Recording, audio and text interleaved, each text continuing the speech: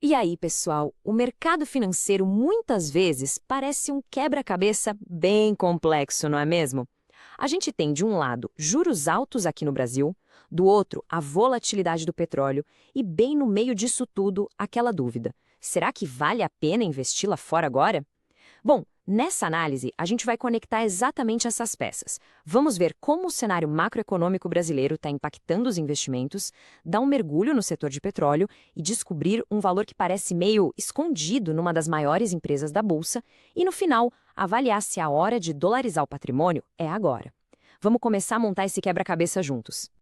Antes da gente mergulhar nos dados, aquele nosso aviso de sempre, que é super importante. Todo o conteúdo que vocês vão ver aqui tem um objetivo puramente educacional, tá bom? A ideia é fornecer informações e ferramentas para que cada um possa tomar suas próprias decisões de investimento de forma mais consciente e bem informada. Então, esse aqui é o nosso roteiro de hoje. A gente começa pelo cenário macro, para entender direitinho o terreno em que estamos pisando.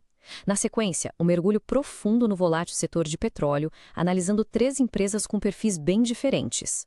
Depois, vamos investigar um gatilho de valor bem específico lá na Itaúsa, discutir a estratégia de diversificação internacional e, por fim, juntar todas essas peças. Ok, vamos lá. Começando pelo começo. Para tomar boas decisões de investimento, a primeira coisa é entender o ambiente econômico geral. E aqui no Brasil, hoje, a palavra-chave que continua ditando as regras do jogo é uma só: juros. Olha só o que esses números do Boletim Focus, que basicamente junta as expectativas do mercado, estão dizendo pra gente. A mensagem é bem clara. Mesmo com a inflação projetada para se estabilizar em 4% lá em 2026, a nossa taxa básica de juros, a Selic, ainda é esperada em mais de 12%. O que isso quer dizer na prática? Que o mercado não está acreditando num alívio nos juros tão cedo. Esse cenário de juros altos, acima de 2 dígitos, parece que veio para ficar e isso muda completamente as regras do jogo para quem investe. E qual o impacto prático disso? Bom, é um jogo de dois lados. De um, empresas com muito dinheiro em caixa, sabe? Pense em seguradoras ou grandes companhias, elas ganham mais. O resultado financeiro delas, que é basicamente o lucro que elas têm com aplicações, dispara. Do outro lado, a gente tem as empresas muito endividadas que sofrem bastante. Aquela métrica dívida líquida sobre EBITDA, que mostra em quantos anos uma empresa quitaria sua dívida só com a própria geração de caixa, se torna crucial. Um número acima de 2,5 vezes já acende um sinal de alerta, porque o custo para pagar o rolar as dívidas aumenta e acaba comendo lucro. Certo? Agora vamos mudar de marcha e analisar um setor que é, por definição, pura volatilidade. Ele é influenciado por tudo, desde tensões geopolíticas lá no Oriente Médio até as decisões de cartéis como a OPEP. Pois é, vamos falar do setor de petróleo. A pergunta que o mercado está se fazendo agora é exatamente esta. Com o preço do barril caindo, isso é um risco enorme ou é uma oportunidade de compra? A resposta, como quase sempre no mercado, é depende. E depende muito de qual empresa a gente está falando. Vamos analisar 3 casos bem distintos para entender isso na prática. Aqui a gente tem um resumo rápido para diferenciar as 3 principais teses de investimento no setor. A Petrobras é o gigante, pela sua escala, sua relevância. A Prio é vista pelo mercado como sinônimo de qualidade, pela execução e pelas margens. E a PetroRecôncavo é a tese de preço, ou seja, é a que parece estar mais barata olhando os múltiplos. O desempenho recente de cada uma já reflete um pouco dessas percepções. Começando pela Petrobras. Apesar da forte alta recente, a grande vantagem competitiva dela é estrutural. Ela tem o menor custo de extração de petróleo do mundo, principalmente no pré-sal. Isso funciona como um verdadeiro escudo, sabe? Mesmo que o preço do barril caia bastante, a operação dela continua sendo muito, mas muito lucrativa. O risco, claro, é que ela não controla o preço do seu principal produto. Quem manda aí é o mercado internacional. Agora a gente entra na clássica batalha do mercado. Qualidade versus preço. De um lado, a Prio, vista como qualidade. O mercado topa pagar mais caro por ela porque ela entrega margens de lucro superiores. Ou seja, para cada real que ela vende, sobra uma fatia maior de lucro no bolso. Do outro lado, a PetroRecôncavo, que é a aposta em preço. Ela está sendo negociada com múltiplos bem baixos. O P sobre VP de 0,71 significa que o valor de mercado dela é só 71% do seu valor patrimonial. E o P sobre L de 5x indica que, em tese, o lucro de 5 anos pagaria o valor da empresa. Mas, como a gente vai ver, esse preço baixo tem um motivo. Então, por que a Recôncavo está tão barata? Aqui estão os desafios. A rentabilidade, medida pelo ROI, que é o retorno sobre o patrimônio, caiu pela metade. Para a gente entender de um jeito simples, o ROI mostra quanto de lucro a empresa gera com o dinheiro dos acionistas. Em 2022, para cada R$ 100 dos acionistas, ela gerava 30 de lucro. Agora gera só 13,5. Além disso, o mercado critica a estratégia de pagar muitos dividendos em vez de reinvestir no crescimento.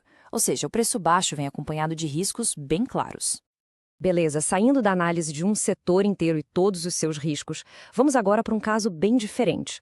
Uma oportunidade que não depende do preço de uma commodity, mas sim de um evento corporativo específico que pode destravar muito valor. Vamos falar de um ativo meio escondido dentro de uma das maiores e mais conhecidas holdings do Brasil. 60 bilhões de reais.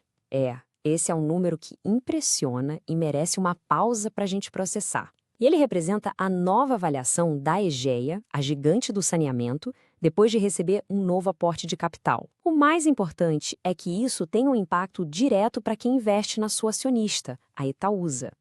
E para colocar esses 60 bilhões em perspectiva, dá uma olhada nesse gráfico. A Egea, uma empresa que ainda nem abriu capital na bolsa, já está sendo avaliada em mais do que a Sabesp, que é uma das maiores e mais tradicionais empresas de saneamento listadas no nosso país.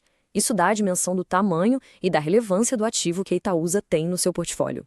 Então, o ponto crucial é este. Como é que a abertura de capital da Agea, o famoso IPO, beneficia quem investe em Itaúsa? A conta é bem direta. A participação que hoje está registrada no balanço da Itaúsa por 2,4 bilhões de reais vai passar a valer algo entre 8 e 9 bilhões quando o mercado finalmente precificar a empresa na bolsa. Isso representa um aumento de cerca de 6% em todo o patrimônio da holding. É um gatilho de valorização muito claro e que o mercado está de olho para diminuir o chamado desconto da holding. Essa análise da Itaúsa é um ótimo exemplo de como a gente pode encontrar valor olhando os detalhes. E se este tipo de conteúdo que conecta os pontos do mercado é útil para você, se inscrever no canal é a melhor forma de não perder as próximas análises. E para quem busca se aprofundar e investir com mais segurança, fica uma dica. Aqui embaixo, na descrição, tem uma seleção especial de livros que são obrigatórios para quem quer dominar o mercado de capitais e construir uma base de conhecimento bem sólida. Depois de analisar a fundo o cenário brasileiro, vamos agora ampliar o nosso foco. Vamos olhar para o cenário global e tentar responder uma pergunta fundamental que todo investidor se faz em algum momento. É hora de diversificar no exterior? A questão é exatamente essa. Com a nossa bolsa mostrando força e o dólar mais comportado, seria este o momento ideal para aumentar a exposição lá no mercado americano? Pois a resposta pode não ser tão óbvia. Alguns dos maiores investidores do mundo parecem estar se preparando para fazer justamente o movimento contrário. E esse alerta não vem de qualquer um, não. Vem de Howard Marks, um dos investidores mais respeitados do mundo. Ele é famoso por sua capacidade de ler os ciclos de mercado e por ter avisado sobre a bolha das empresas.com lá nos anos 2000. Então, quando ele diz que tem uma bolha se formando, o mercado para ouvir. E o alerta não vem só em palavras. Vem em ações, ou melhor, na falta delas.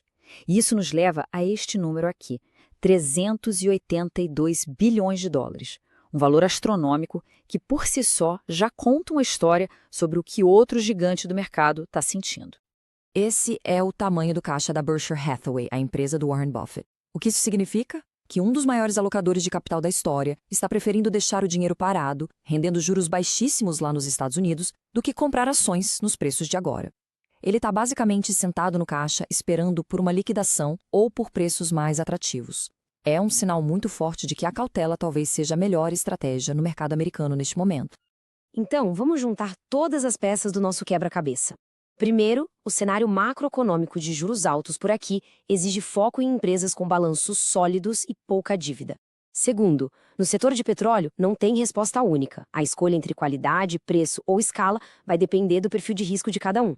Terceiro, existem oportunidades específicas, como o IPO da Agea, que podem destravar valor independente do cenário geral. E quarto, diversificar lá fora é fundamental, mas o momento atual pede cautela com os preços no mercado americano.